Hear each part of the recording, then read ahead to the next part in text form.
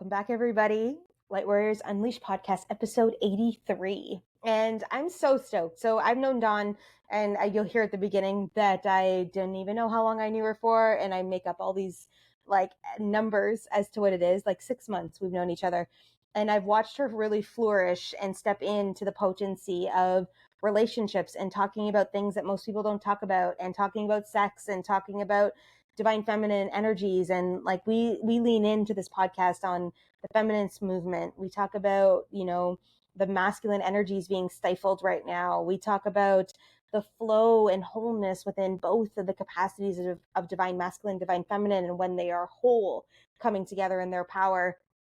I share a bunch of random personal stories about sex, about relationships in this podcast. And we really lean into all the things, like what she's seeing in the collective now, and people in relationships, and how it's showing up in their world, and stuff people can do in order to shift and change if they desire that in their life. And it's just been a really cool journey. A really cool journey. Wow, someone's going to move some energy through in this podcast once they listen to it. That was powerful. So I'm stoked. I'm excited to introduce you to Dawn. I'm excited that she decided to come on and that we could frankly talk about all the things here. So no further ado, episode 83, Light Warriors Unleashed podcast. Okay, wait, I'm just gonna I can edit this part out so we could just get it moving. Okay, awesome. Or maybe I'll just keep it in, because it's way better. I'm all about transparency and everything moving through. And for those of you guys that are new here, I have 9-week-old puppies that are playing in the background. So if you hear the rustling noises, that is them contributing to the podcast. But I'm so elated and grateful and juicified to have Dawn here with me today, because we're going to lean into some shit, and we're going to talk about some stuff that we're seeing happening in the collective, especially in the work that she does and what the storylines are moving through right now. And I can't wait to deep dive into this with you. So Dawn, welcome to the podcast. Thanks. It's super amazing to be here. Yeah. Try number 2. Yeah, try number 2. Absolutely. Dawn and I go way back, 3 months, 4 months, 5 months. I don't even know how long you've been in my awareness. August. Yeah. So it's been almost a year. It's already been over half a year. That's fucking crazy. I go almost a year. August to January. That's I know. It's only been 6 months. But in my mind, I'm it's almost that time, Time is an illusion. It definitely is an illusion. I think I need to do a podcast actually on timelines, because I think that's an important conversation to start to have, because people are starting to see some shifts there, which you obviously know. You've done a lot of timeline work as well. Yeah. But yeah, let's get into the meat of what we're here to talk about today. And it dropped in as Dawn and I were chatting right before we hit record about this hyper masculine feminine energy, and about what this means right now for the collective, what this means in relationships, what this means for us embodying our pure divine flow within our femininity. And we're going to talk about all that today, and all the other juicy things in between that we discover as we maneuver through. For those of you guys that have been here a while, everything about me is flow. So I'm just we'll just follow the pace of where we're being led. But let's come out of the gate really strong, Dawn, and talk really about this movement that we're seeing collapse, and the movement that we're also seeing heighten. Because I think that there's a lot of us women out there that are noticing that we used to be this way and are making the changes to maneuver it forward. But there's still a lot of women out there that are really holding this pace of I've got it all on my own. I can do it all on my own, and we can. But it's diminishing relationships and diminishing our availability to really step into divine. So let's kick this off in the perspective of what are you seeing out there right now happening? What are you seeing with this feminine movement, this femininity, this and then we'll just move from there. The thing I'm seeing, of course, is women taking their power in such a strong way that they're not allowing spaciousness for anything else. I can support myself. I can run my own job. I can have my own place. I don't need a man. I don't need another partner. I don't need anything. I don't need help with my kids. I don't need anything. I got this, which they do. And yeah, you're cutting everything else out. You're cutting out all the opportunity, all the energy, all the possibility to be supported and actually step higher into your power by allowing more synergy and flow to happen with you and the relationship that often women desire. they Right. desire some style of relationship, whether it's heterosexual or homosexual, or whether it's, what doesn't matter, right? Whether it's a Yeah. polycule, and the energy of being able to both give and receive and Yeah. take spaciousness and allow all that flow and allow different roles to be taken by different people needs to be there. Yeah. And I think that's getting cut out a lot in our society right now. Well, and if we look back, like we think about, our parents' age and grandparents' age, a lot of the feminine roles were just like in the household, right? And running the household and raising the kids, which served a purpose at the time. And it still serves a purpose at this time. But then we came up against, I think, like this really crass movement of women, stepping into equality and stepping into job functions and wanting to work and wanting to contribute and wanting to provide. And it's amazing. Like all of it, like we're both entrepreneurs. We provide our own lifestyles.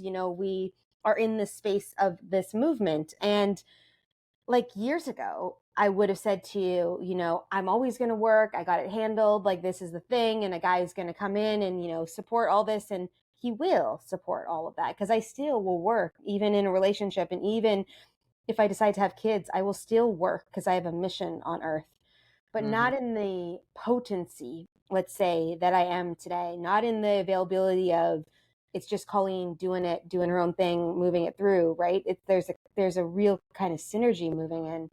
But we watch this movement start to happen, and then these women stepped up and got the jobs and were trying to do all the things and handle it all. And then, some people got divorced and then they're still handling it all and moving it through. So I'd love for you to just tap into this. Cause I like with the work that you do and relationships and the work that you do, in this embodiment of self and really bringing people back into this space, you've probably seen this story happen multiple times over the years.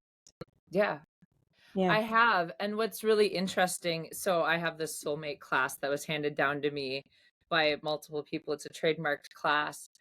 And even my instructor talks about how she was a divine business owner and she ran her thing and she got divorced and she had kids and she was doing all of the things. And one of the things that she really had to learn as she got into her soulmate relationship was that when her partner said, "Hey, I'm going to swing by the grocery store on the way home. Do you need anything?" Like her Yeah. instinct was like, "I can go grab it myself." Yeah.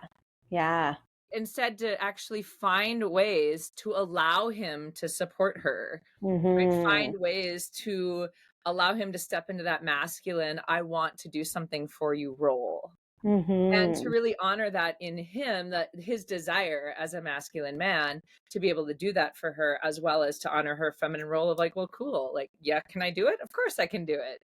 I can Yeah. manage it all. And I'm going to take that extra 10, 15, 20 minutes to either do more work or fulfill a passion, or maybe just take a quick nap, and it Yeah. gives just spaciousness and the energetic flow Yeah. and honoring of both him and herself.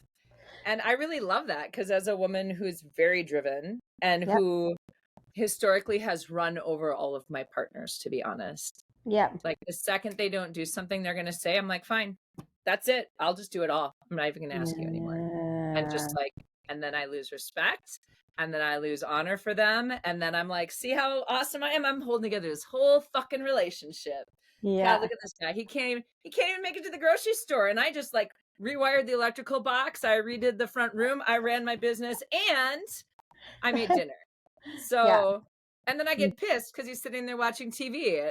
And he's like, well, Mm. do you need help? I'm like, nah, I don't need help in the kitchen. Like, you're just going to fuck it up. So I'm just going to do it. Like, he's asking. And I'm like, you've already lost my respect and my trust. And then I wonder why my relationships go to hell. Right. And why they're so lazy. Yes, because you're doing everything and you're very much in your alpha femme, like your alpha female line. And it serves us to be clear and to have potency and to know what we desire and to hold our power. But in relationships, which we're talking about today, it's like we completely emasculate the men, and it's showing up often, like a lot. And we're actually in this, what's the word? I keep hearing the word cool, but it's not cool, but it's kind of cool if you're spirit and not embodied and looking down on life, like evaluating what's happening in the human world right now. They're like, it's really cool. That's like, as I'm obviously channeling at this moment of time. I'm like, it's not really that cool, but like men are losing their strength and they are succumbing and submitting to lower vibrational energies inside of their field and not taking their warrior ownership that they're actually meant to take, that holds the feminine and her potency to be able to move. So us women that are doing this, that are emasculating the man, that are taking it away from him, that are not letting us serve, like letting them serve us, are actually doing a disservice to humanity when we're Right. doing this, right? Right. And like, I'd love for you to talk to that, because I think this is important. Like, I think this is a really big thing that we need to really look at. Yeah. Well, and what's interesting, and to wrap in a man's point of view, so one of my good friends, Frank, is a retired prison psychologist, right? Mm. And so he's a very strong man, was, military, all of that, but also he's very soft and gentle and studies the Tao and is into nature. And so he can play really well in both of those worlds, Yeah. right? He holds his masculine frame well, but he also can be very emotionally in tune and compassionate. And he said, which caught my attention and really made me start paying attention, is he said, I feel so bad for the younger women that I'm seeing all over, because I can see that they're looking for a man to hold their role or a man to step up, and no man has learned how to do it. And I was Yes. like, whew. So how much of this is also, have we emasculated them even as parents or as Uh-huh. culture and society? Yeah. And where can we encourage that to step back forward as well? Like both by Yeah. us being more softer and in our feminine, but also encouraging the men to be like, I want you to open the door for me. And that's how I want you to honor me, instead of being like, Yeah. I'm strong, I can do it myself. Yeah. And so it's this both and. I really think that I love it that all people are Mm-hmm. becoming more aware of their energy and of their emotions and being able to step in and out of these energies. I think it's really important for the healing of society that we Yeah. all are more self-aware instead of suppressing emotion and lock it down and just, be tough and be a man. That's not what I'm saying. What I'm saying is, how can we be in tune and in flow, but also holding, encapsulating whatever energy supports us the best, whether that Right. be the divine feminine, the divine masculine, and finding a partner or finding the people around us that allow us to move safely in that container we've created Mm-hmm. together by agreement and by structure and all of that kind of thing. Yeah, and this is I think what we're really desiring to come back to in society. Like, we're seeing it happen in the movement of women are, and not to say they're going back to the kitchen, because that's not what it is. They're reclaiming their light in the fluidity of their potency of being a female. And Mm-hmm. when I say that, we, just like you said about Frank, we all have masculine and feminine energies within us. There's a duality within all the infrastructures of our bodies, in our chakras, in our alignment, in everything that we are. And the feminine energy is that of intuition, is that of creative, of flow, of nurturing, of embodiment, and not to say that men can't be embodied, because they can, even when they lead in their masculine. But the feminine embodiment is a movement of energy. It's that acceleration of light. It's that opening of possibility. It's that creation, really, of energy. Was there anything you'd like to add to that before I move into the next phase of the masculine side? Well, I've been having this conversation a lot lately, and something that Jeff brought up that I thought was really interesting is he started talking about the times of the kings and queens, right? Where the king was like Mm-hmm. the out and the warrior, but then Yeah. there's the queen, like, hey, honey, like, are you sure? Like, look at, how are we going to feed the people while we start this war? So are we sure that we want to do this? Like, having some voice of reason and being in her power, Yes. which may not have looked like it was in the foreground, but it was also in the foreground, right? So Yes. also this divine feminine has this really strong, compassionate, overseeing energy that we also get to honor as well, and Yeah. step back in our own divine feminine power. How can we do it by not being aggressive? How can we do it from, here I am? Yeah. And it's Let's rooted. And I think that the feminist movement was actually created so we would create distortion in the intuitive flow of the actual true divine feminine.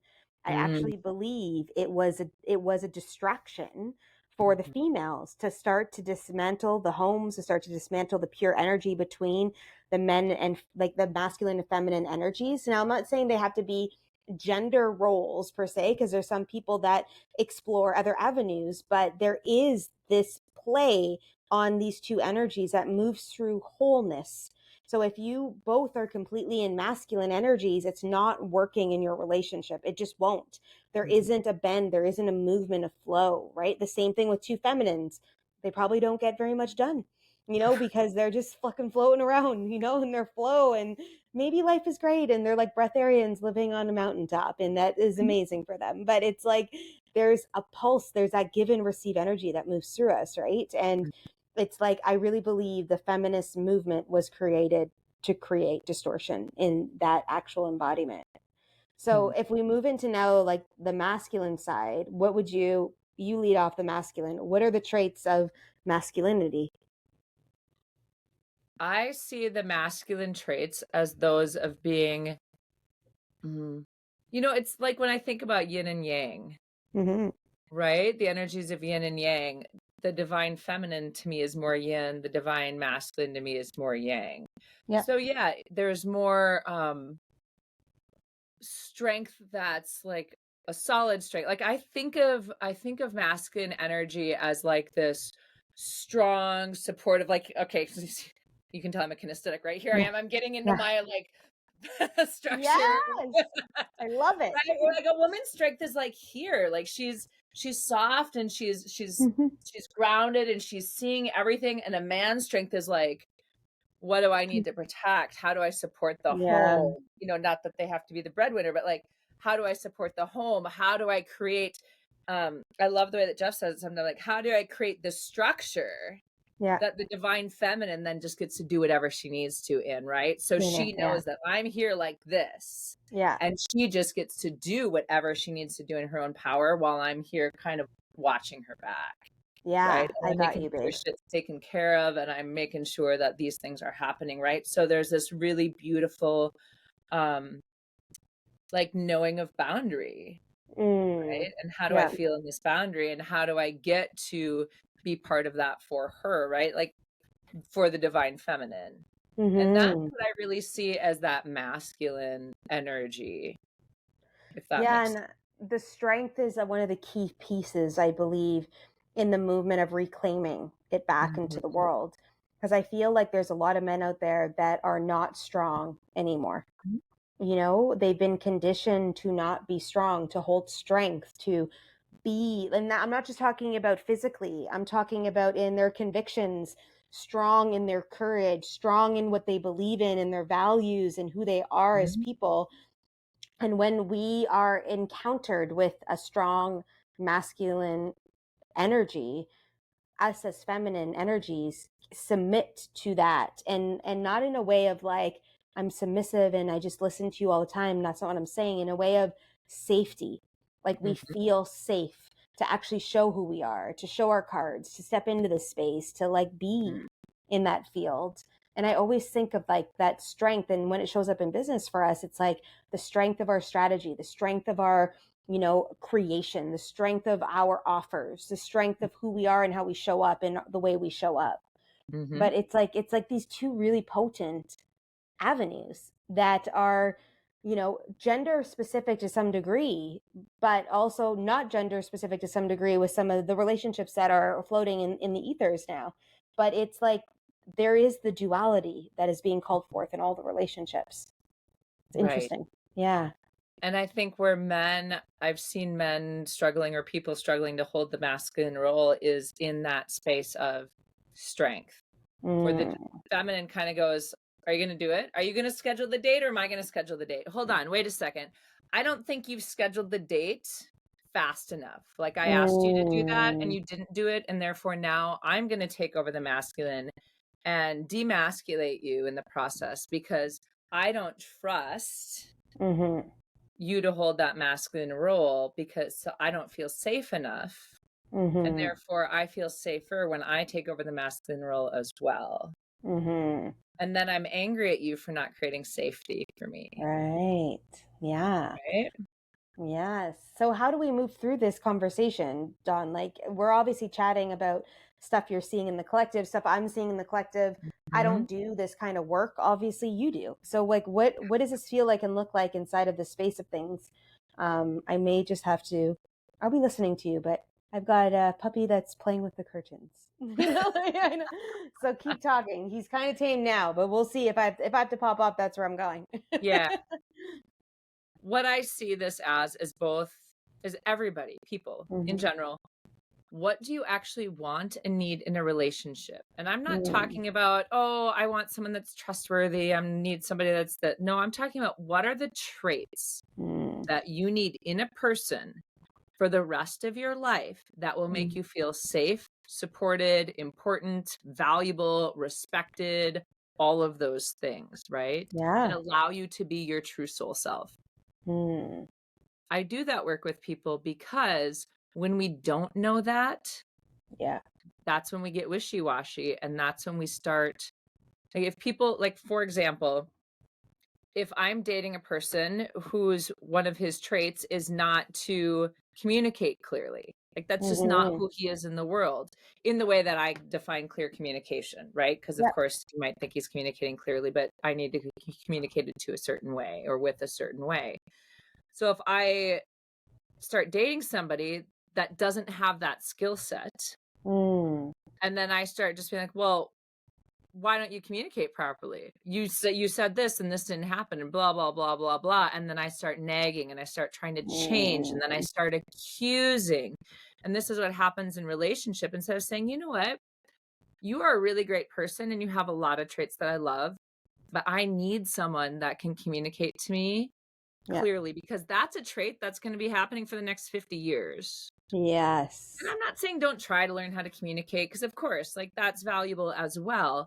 And there are some things that just come naturally for people. He might communicate perfectly for another woman that thinks, oh my God, he's such a brilliant communicator. And for me, I'm like, so why don't I let him go to find that person who's perfect for him? So I can find the perfect person for me. And I think when we look at relationships, instead of, oh my gosh, are they going to think I'm an idiot? Am I going to be doing enough for them? Am I going to be, and we're all self-focused.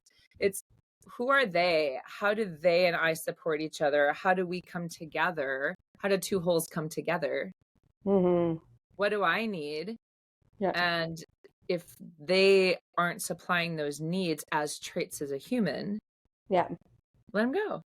And it's great and it's amazing and it's beautiful and it's the most honoring thing you can do. Like, do the work that you were meant to do by meeting them, learn the lessons you were supposed to learn by leading them. And then stop clinging on to it, because you learned the lesson. Now let it go. Let it go. As she's like, stop clinging. I know, like, literally.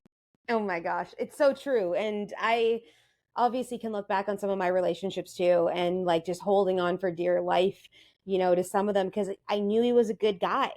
And I was like, and in part of me at the time, because I was really working on worthiness and like being enough, I didn't believe I could actually find the guy that I knew was available for me, that was exactly what I desired. I say all the time, I'm like, 80% of the list isn't 100% of the list, and that the last 20 is important. And it's like understanding that it's okay if it's not working, and it's okay to let it go. And it doesn't mean that you're not going to be hurt or that your emotions aren't going to be, tripped up or whatever it is. But it's like, my life in the sovereignty and the vibrational alignment that I desire to have is important, just as this relationship is. So it's like, why am I sacrificing myself here when that's not necessary? Right. Right. And we're taught right now to look at chemistry first, right? We call it the Hollywood model. Oh, if the chemistry is not there, but the chemistry also has to be a little mysterious. It has to be a little on edge. You can't tell them exactly who they are. And that's what makes it like spicy and juicy and amazing. Like, okay, that's not going to make a good lifelong relationship, Like, if I have to always keep it interesting and fascinating for you to be into me. This is the thing too, and I know I wanted to lead into this, and thank you for opening up the door for this conversation, because I actually really feel that when someone is embodied and knows who they are and is asking for what they want and is in their own desire and their pleasure because they are whole and understand, that actually creates more edge and more chemistry that way than someone who's superficially creating it in a way of like I have to keep trying, I have to keep doing this. When you get to somebody embodied, they are it, right? They are it. And it's interesting because most soulmates will say like, I wasn't that attracted to them to start with. Like they might have been like a 6 or a 7 on the scale of 1 to 10. And then once they started getting the deeper connection, the soul connection, they're like, holy crap. Yeah. And the 10 hit, and then the 10 stayed because it wasn't when the hormones change, because our hormones change after we've been together for a while. It Right. wasn't based on hormones. It was based on deeper energies and built up and understanding and the flow and the traits and all of that. So the Right. chemistry stays. And Yeah. that's what makes it really juicy. That's where Right. the power is too, right? And it's like, instead of it fizzling out, we always are building on it, because the more we keep discovering the layers of each other and actually dropping into intimacy and doing the work together and moving it through, the more we connect in deeper rooted dynamics, where it's like, I heard this before, and I follow a woman that teaches a lot of women to embody their femininity in order to live in business and to do life. And one of the key dynamics she said is that when you're with an embodied woman who understands her feminine divineness and is committed in her relationship, she doesn't have leaky sexual energy. And I went, oh my God, like I probably leak sexual energy fucking everywhere. Okay. Like, and it's like, and granted, I'm single, right? So it's like a kind of a different thing. But I also, like, a lot of guys are attracted sexually to me, not physically, sexually. It's the energy I hold. Yep. And I'm like, I know I'm gonna have to do work around this when I'm with someone, because I like my trigger, and I'm like, obviously everything I do is real talk, but one of my triggers is, I'm not jealous, but there's a part of me that seeks attention because I didn't get attention as a kid from my dad. And not to knock my dad, he just didn't know. So I seeked it out in relationships most of my life. Okay. I've got so many fucking stories around this. It's brutal, like, but I know that this is going to be a thing. Like, I'm going to have to voice this and be in, like, really raw and real and vulnerable about it, and work through this in real time as it starts to move. Like, I can't, I watch like the reel of movies going through my mind right now of all the times. Like, I'm seeing the situations now land in my field, and I'm like, holy fuck.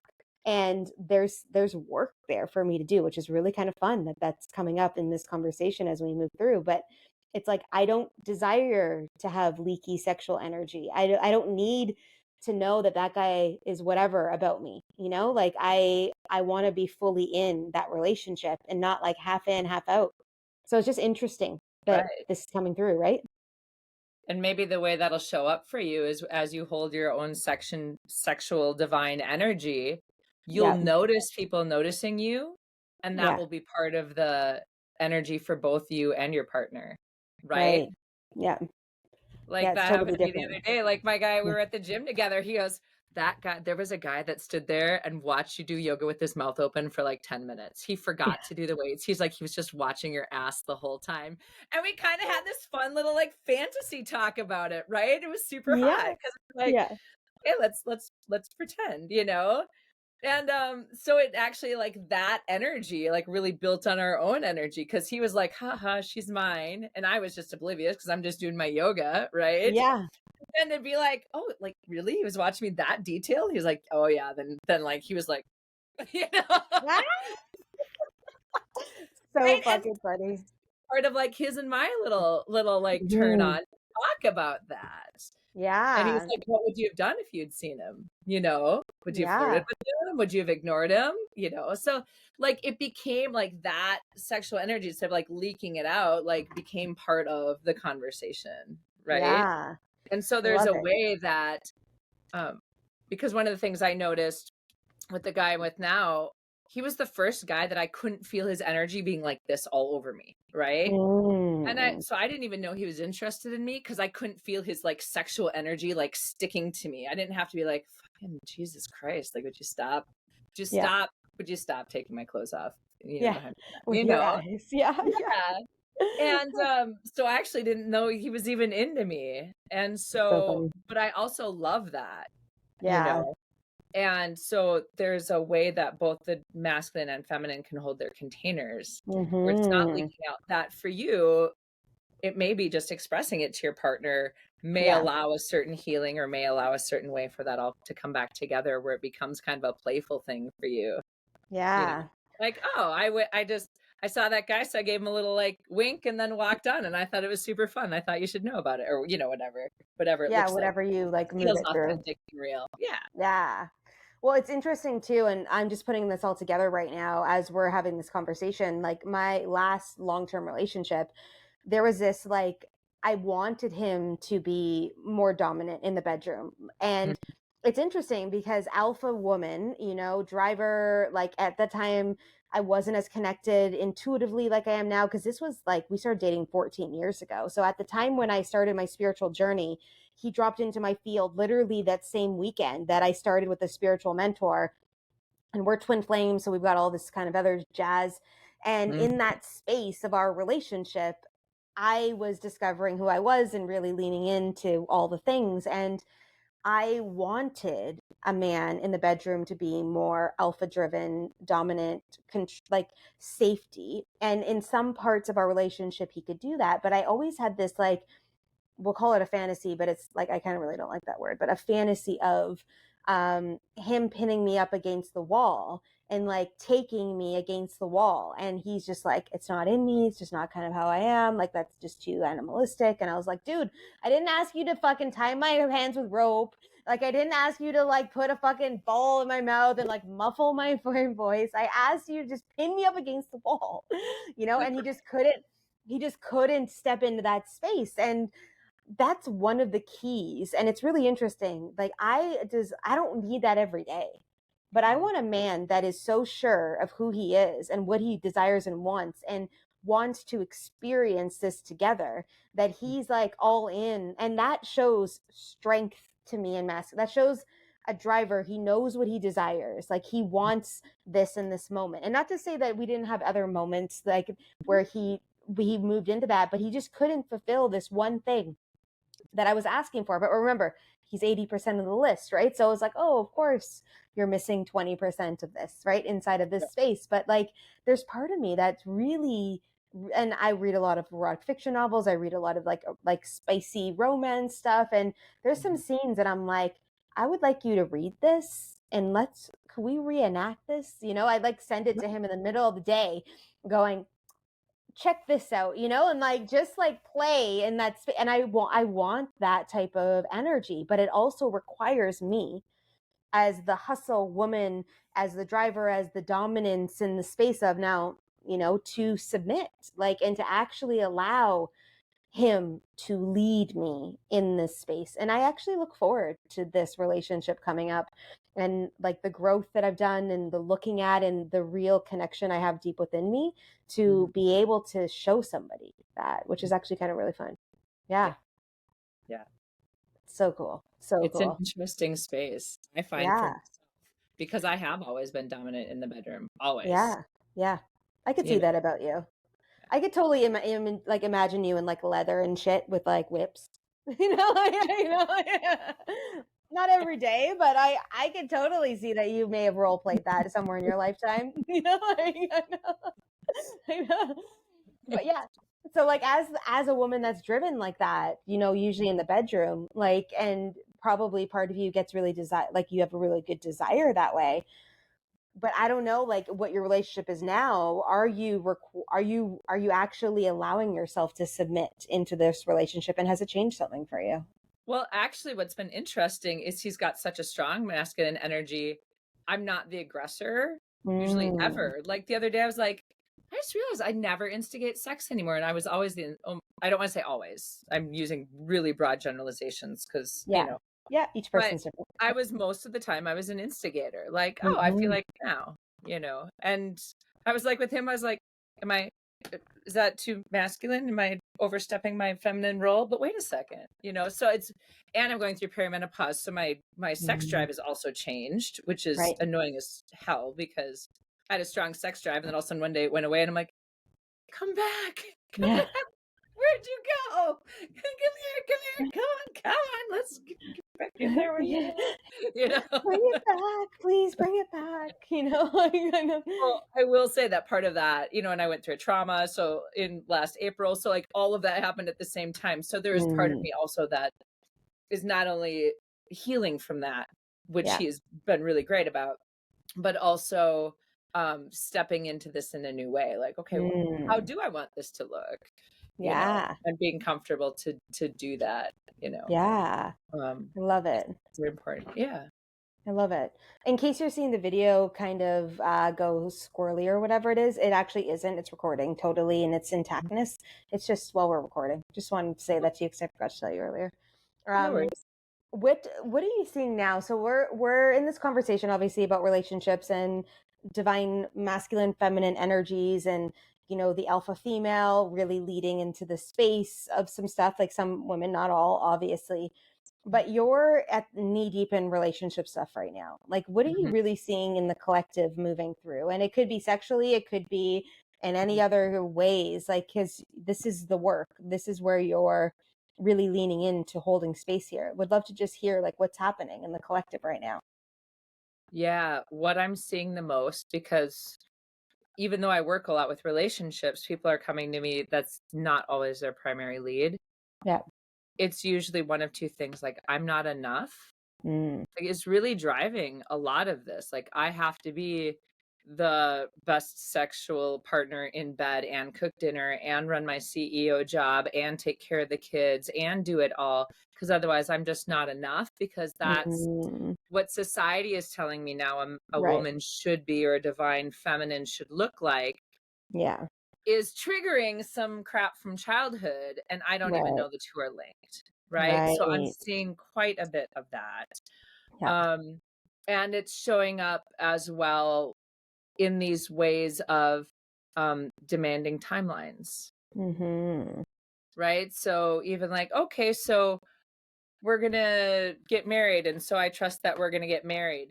But we should really get married before the end of next year, because my business structure is going to change, and I really want to make sure that that tax thing doesn't Mm-hmm. happen. So I need to make sure that before this goes on, or before, actually, I'm going to a different wedding at the beginning of 2025, and I would really like us to be married before we get to that wedding, so at least engaged. So I need you to propose to me before we go to that wedding in 2025, so I don't have to answer questions, right? So all of a sudden, like, even being in the divine feminine of waiting to get proposed to, I'm not saying this is me, but I'm giving an Yeah. example, right? Yeah. Even in this divine feminine of being waited to be proposed to, like, there's rules getting created that Yeah. are just bullshit. It doesn't Mm. matter if I've Yeah. made a commitment and you've made a commitment. Yeah. Doesn't matter the timeline. Yeah. And if the Yeah. timeline matters, let's take a real look at why. Mm-hmm. Is there the trust that it's not, the relationship's going to end if it doesn't happen a certain way? Then Yeah. we need to take a deeper look at the relationship. Yeah.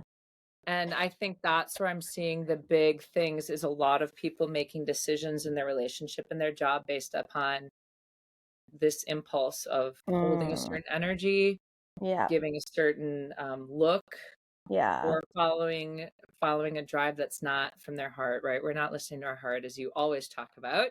It's like a thing We're in my world. running by our mind. Yeah, we're running by our mind. We run ourselves by our mind instead of by our heart. Well, and like I think the keeping up with the Joneses energy is a really dominant thing. If people are around other people that are doing certain things, and if people aren't secure and sovereign in their own being, then they're still chasing that edge. They're chasing the people, they're chasing the things. And this is like, yeah, it's powerful, powerful conversation for sure. Mm-hmm. I'm that person that really hopes that my partner can surprise me when he proposes. Like I am hoping that he can create such a fucking protected energy around it that I don't get a feel for any of it. Like I am hoping that he's the guy that can make this happen, because I don't want to blow the surprise.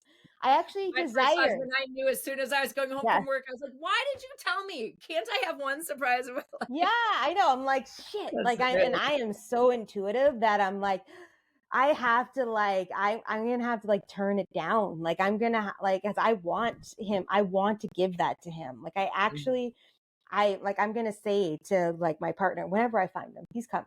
But I'm gonna say to him, be like, look, dude, if you can surprise me when you propose, if you ever like, you will propose. That's what I'm gonna say to him. I know you're gonna propose, but if you Right. can surprise me, like it's like all in, like like, because I'm just like, that's gonna be fucking so hard, so hard for yeah. Oh, I'm just Maybe he'll have like to I'd make say it like, spontaneous and just keep it in his pocket until like he's like, now. yeah, like just like I know he's gonna have to be like, but my guy will be like he's gonna be on it. Like I won't be able to be with a guy that can't be. Like I know he'll be on it. Like yeah, it's just gonna. I'm actually really looking forward to this, and I never would have said this even a year ago. Like I like actually expressed it this way to you, like into the world to be like, I'm excited to meet him. I'm excited to see what he brings in. I know my whole game's going to up being around him because he's going to hold that safety strength container for me to actually move within and be that I don't have to hold for myself now, which some days I do a really shitty job. Like, and I look forward to feeling that, and to really maneuvering in that space. Yeah. So yeah, it's kind of really cool. powerful. It is really It's a powerful. powerful spot to be in. Yeah. Yeah. It's kind of fun. I want to move into just some words of wisdom. I feel like for people that are maybe feeling really challenged in their relationships right now, or maybe it's about speaking their truth, or maybe it's about, I don't know, really honoring who they are in these relationships. I just want to I want to throw you the baton to kind of lead us wherever you feel called to. But like, what can we say to some people out there that right now are really having a hard time? Mm-hmm. I would start with what you think is the problem is not the problem. Mm-hmm. Right? Yeah. Like what you think is... Make it that easy, Dawn. Why don't you make it that easy? I know, like the Bob Newhart video. Have you ever seen that? Stop it! No, no, I haven't. It's like a little clip you can look up on YouTube. He's like a therapist, and this woman comes in. He goes, well, usually people need 5 minutes. I charge $1 a minute. I don't give change, right? So he's like, tell me the problem. And she like is like, well, I'm blah, blah, blah, blah. And he goes, okay, is that all? And she's like, yeah. And he's like, stop it. All right, well, that was 3 minutes. That'll be $3. And she's like, I only have a 5. He's like, I don't take change. She goes, that's it? He goes, well, I guess you have 2 more minutes. What other problem? And then he's just like, that's it, right? That's it, yeah. And the stories that we tell ourselves, because our unconscious mind, the part of us that's driving us all the time, is really always trying to protect us. Yeah. It's always trying to create safety for us. It's trying to keep us safe. But its definition of safe was created when we were young. And so often what we think is the problem is really just our conscious mind coming up with a link of, oh, well, it's them doing this, or it's me doing this. And really the problem is this like deeper drive of how we're seeing the world, how we're seeing ourselves, the fear that we're holding, the self-criticism, the judgment. Like even with this podcast, there's probably going to be someone that's like, oh, see, they're not holding their masculine energy and I'm not holding my feminine energy, or I would be able to step into my feminine energy if he would, there's going to be some, or and we get to step back from that. Yeah. And so as you're struggling in your relationship, first of all, look at, is it truly, deeply, honestly the right relationship for you? Yeah. And if not, honor yourself and them by leaving. Like I stayed with a guy for an extra 3 years because I couldn't see a reason why we should break up, except for the fact that I didn't think he was the right guy for me, because he was nice and he was okay in bed and he had a decent job. Like there was nothing wrong with him per se. Like I got to do my thing. He did his thing. We had fun together. And it was like, man, it was okay. Right. Yeah. And then I tried to break up with him once and he was just like, started crying. He was upset. Of course he's upset. Right. It kind of came out of the blue. As far as he knew, we were super happy. I've been with one of those. Right? And then I was like, oh, well, okay. It's okay. Maybe we can work this out. It's like, maybe we can fix it. Right. No. You already know. No. Usually women and even some men know within the first few months. Oh, yeah. They do. We stay for an average for 2.5 to 3 years. Why? Yeah. Why? All the things. Yeah. All the things. We're scared. We're not going to find someone else. We make up the story that it's okay to just be okay. Maybe they'll change. That's a good one. Yeah, that's a good one. Maybe they'll change. Yeah. I knew I was dating a man for like a year and I was 19 when we got into our relationship. So I was just 20. And I knew one night I went out with some friends and I almost cheated on him. And so I literally ran out of the strip club. We were at a strip club, got into a cab, and he chased the cab down. Like, he didn't get to the cab. He chased the cab down. Not my boyfriend, the guy I almost cheated on him with. And I got home, and the next day I called my boyfriend, was like, we need to break up. Like, I didn't cheat on him, but just enough that it brought in, I was like, I apparently am not happy. Like, and this is not okay. Like, this relationship isn't satisfying my needs, apparently. Because I was just about to go cheat on a guy that I was with at the strip club, and it wasn't a male strip club, it was a female one. Okay, just letting everyone know it wasn't a stripper. It wouldn't matter if it was anyways, because it would have been my lifestyle choice, whatever that meant. But like, it's interesting when we really feel into this and get honest with ourselves. And for weeks, maybe months before that, like, I actually think that I knew at the beginning, when I first started dating him, that he wasn't the guy for me, but he was a challenge. He was my manager at Silver City, where I worked. And because I was always seeking attention, which was a pattern of mine, this would have gotten me attention. And when you can't date your boss and you can't do the things, I was like, and my rebels, like, I don't fucking follow the rules. So it was like a chase, right? It was more so for the chase. And just knowing, like, luckily I held that integrity, but still I was like, I broke his heart, totally shattered him, because he wasn't like, I'm a really cool chick, like, and like, being with me is actually a whole lot of fucking fun, even at 19 without any awareness. So imagine me now at 42, way fucking funner, and like, like, not sure of who I was and all the things. This is like a Colleen podcast show. It's like, I'm like Colleen telling random fucking stories. But it's like, it was one of those things that I understood and knew. And I didn't know at the time. And looking back, literally this whole entire episode has been me, like, really reflecting. It's been actually really fun. Like, I actually thank you for opening up this pathway for us doing this coaching program together today, Dawn, for me to be able to have awareness of my life, like, inside of this space. But it's like, it's so interesting that we hold on for whatever reasons we're holding on to. Yeah. I held on to another relationship. It was emotionally abusive, and he was like a drug addict and alcoholic. And I was like, look how tough I am by being able to hold this together. It was totally ego-driven. Totally ego-driven. I didn't want to be there. Yeah. But man, was my ego so satisfied that I was fucking tough enough to be working a job. I was like working, teaching massage therapy and running a massage practice and holding this relationship together with this drug addict and alcoholic. And I was so proud of myself.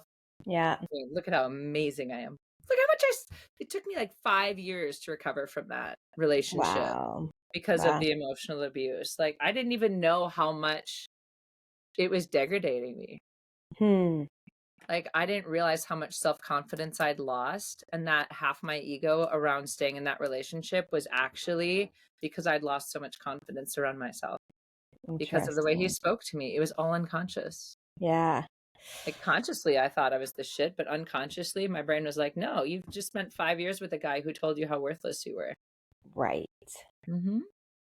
Yeah, this is the thing too that we don't get. Like, and sometimes we're making these decisions and we're staying in relationships for longer periods of time when we know that we're being called out of them. We don't know what work we have ahead of us because we aren't stepping into our truth. And granted, some people will never know, but those of you guys here listening, and if you're feeling this, you already know. Like, you already know. I chased my ex-boyfriend, my last ex-boyfriend, for like 4 years after. I was still sleeping at his house after we broke up 6 days a week, just so that he couldn't sleep with anybody else. But guess what he did? He was sleeping with people during the day in his fucking truck. Like, he was like all over the place. And I call him, my mom called him Don Juan.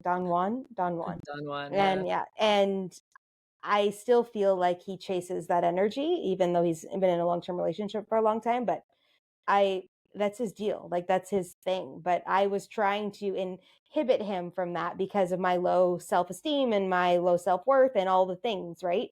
Because 80% of the checklist is a good fucking checklist. And I'm like, no.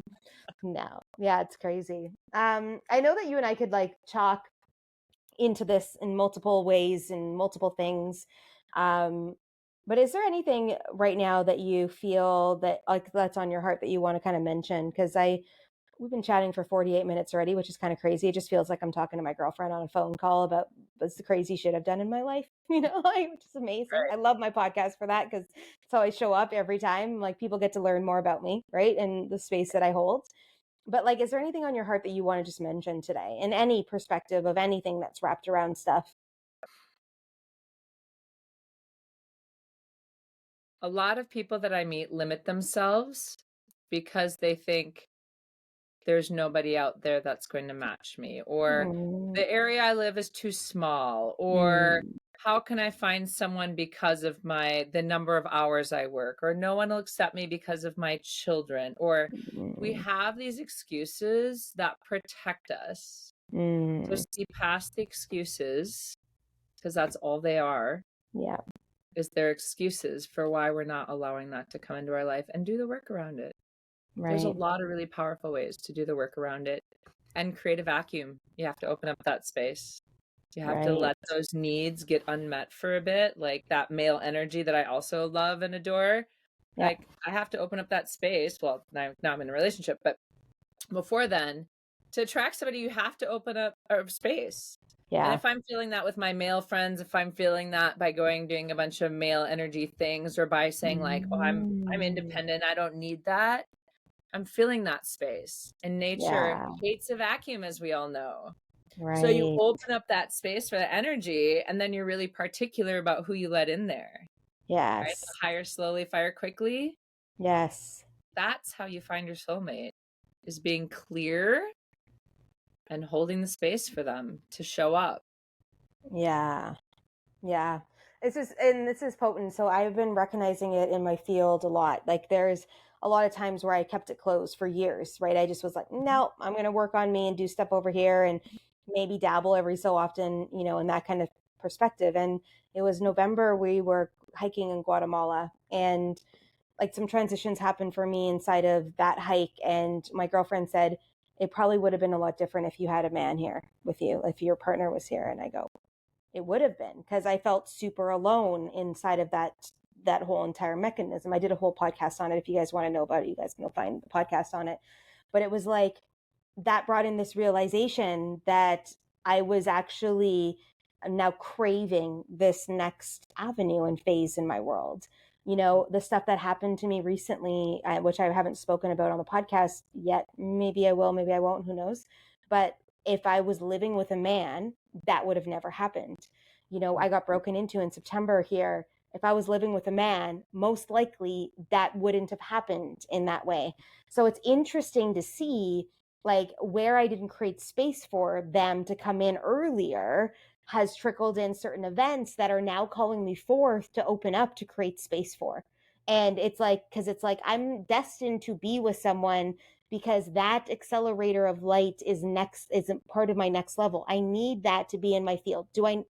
I say need because I actually feel like I really do. And some women may be like, you don't need a man, you don't know. But for my next level of like mission on earth, I need the energy there.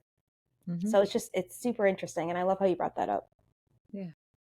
Yeah. I love it. And it's funny because I hear people say things like that, like, I don't need a man, or you don't need a man, or you don't need anybody. There's a difference between like a basic physical need of, I don't need someone to support me, I don't need someone to pay my bills.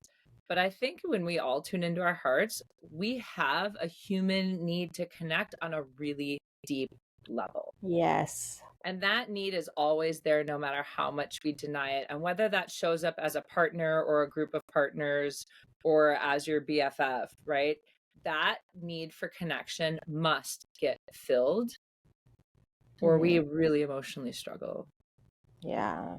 Yeah. And I think we're seeing it more and more these days, is like we're being called into deeper rooted connections. Like, having 50 friends and surface level almost friends was cool in the 80s, 90s, 2000s, it worked. But like, where we are in the collective of energy, we're calling in deep rooted people in our world in all the ways, whether it's in our relationships with like lovers, or our relationships with humans, our friendships, our clients, everything. Mm-hmm. Yeah, it's really And the cool. darker energies are scared because they know when two beings of light come together, that becomes exponential. Mm-hmm. Yes. right? And so Yeah. that exponential light that we put out by having two beings of light together who are whole in themselves, Mm-hmm. that trumps everything. Well, Instead it's of just having a bunch yeah. of beings of light that are just hanging out and having a couple of drinks together, or having some coffee together, doing yoga together, right? Yeah.